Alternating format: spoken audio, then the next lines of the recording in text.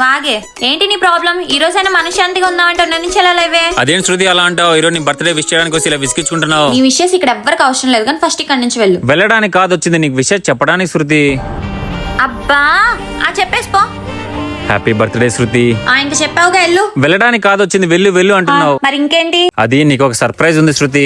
మీ నాన్న ప్లీజ్ ఇక్కడ నుంచి వెళ్ళిపో. మా నాన్న వచ్చేస్తున్నాడు, నన్ను చంపేస్తాడు. ప్లీజ్ వెళ్ళిపో ఇక్కడ నుంచి. నేను ఎక్కడికి వెళ్ళను. మీ నాన్న రాని మీ నాన్నతోనే మాట్లాడతా. మీ అమ్మాయి నా ప్రేమను ఒప్పుకోవట్లేదు అని. ప్లీజ్ ఇక్కడ నుంచి వెళ్ళిపో, నీకు దండం పెడతా. నేను వెళ్ళను కాక వెళ్ళను, ఇక్కడే ఉంటా. Please please.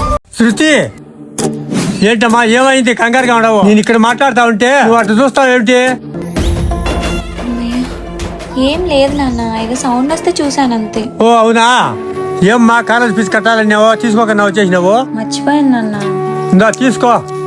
అమ్మయ్యా బ్రతికిపోయాను, చూస్తే చంపేసేవాడు. నా వీడియోస్ మీకు నచ్చితే ఫాలో చేసుకోండి.